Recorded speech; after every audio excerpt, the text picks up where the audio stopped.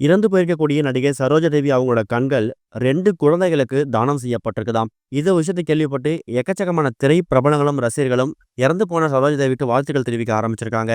தமிழ், கன்னடம், தெலுங்கு, மலையாளம், ஹிந்தின்னு சொல்லி எல்லா மொழி திரைப்படங்களையும் 200க்கும் மேற்பட்ட திரைப்படங்கள் நடிச்சு கன்னடத்து பைங்கிளி, அபிநய சரஸ்வதின்னு ரசிகர்கள் கொண்டாடப்படக்கூடிய ஒரு முக்கியமான நடிகை தான் சரோஜா தேவி.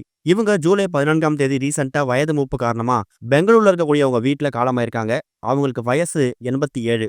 இவங்களோட இந்த ஒரு மறைவு ஒரு பெரும் சோகத்தை ஏற்படுத்த நிலையில அவங்களோட கடைசி ஆசையா இருந்த கண் தானமும் முழுவதுமா நிறைவேற்றப்பட்டிருக்குது.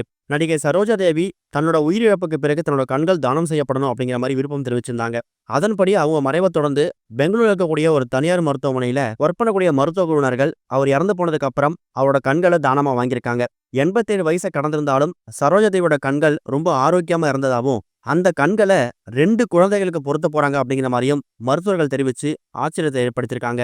இந்த 2 கண்களும் பார்வை மாற்றுத்திறனாளியா இருக்கக்கூடிய 2 குழந்தைகளுக்கு பயன்பட போகுது. சரோஜா தேவியோட கண்தானத்தை பத்தி தெரிஞ்சுக்கிட்டதுக்கு அப்புறமா எக்கச்சக்கமான நெட்டிசன்கள் அவங்கள புகழ்ந்து பாராட்ட ஆரம்பிச்சிட்டாங்க.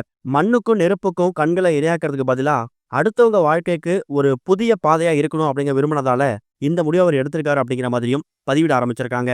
அதே மாதிரி மக்களால் நான், மக்களுக்காகவே நான் அப்படிங்கிற வாசகம் கூட சரோஜா தேவிக்கு அப்படியே பொருந்துங்கிற மாதிரியும் பதிவு பண்ண ஆரம்பிச்சிருக்காங்க.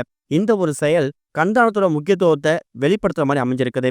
ஏற்கனவே கன்னட திரையுலகத்துல இறந்து போயிருக்கக்கூடிய நடிகர் ராஜ்குமார், அப்புறம் அவரோட மகன் புனித் ராஜ்குமார், இவங்களோட கண்களும் தானம் செய்யப்பட்ட மாதிரியே சரோஜா தேவியோட இந்த ஒரு முடிவும் பல பேருக்கு கண் தானத்து மேல இருக்கக்கூடிய விழிப்புணர்வை ஏற்படுத்தும் வகையில் அமைஞ்சிருக்குது.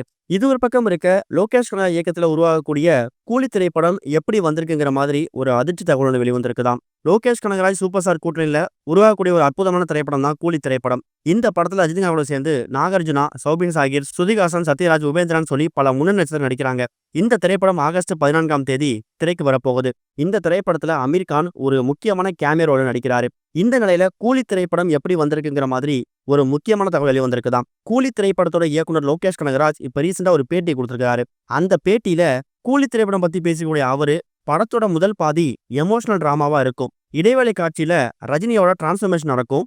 அதுக்கப்புறம் தான் முழுக்க முழுக்க ஆக்ஷனா இருக்குங்கிற மாதிரி தெரிவிச்சிருக்காராம். கூலி திரைப்படத்தை சமீபத்தை சூப்பர் ஸ்டார் ரஜினிகாந்த் பார்த்திருக்காராம். படத்தை பார்த்துட்டு எனக்கு நீங்க இன்னொரு தளபதியை கொடுத்துருங்க லோகேஷ்னு மகிழ்ச்சியோட லோகேஷை கட்டிப்பிடிச்சும் பாராட்டியிருக்காராம். இந்த செய்திகளால லோகேஷ் கனகராஜோட கூலி திரைப்படத்து மேல ரசிகர்களுக்கு எதிர்பார்ப்புன்னு அதிகமாக தான் ஆயிருக்கு.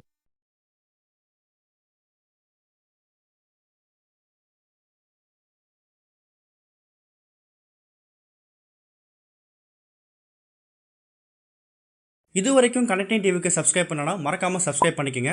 உடனடி அப்டேட்ஸ் பெறுவதற்கு நோட்டிஃபிகேஷன் பெல்லையும் கிளிக் பண்ணிக்கங்க.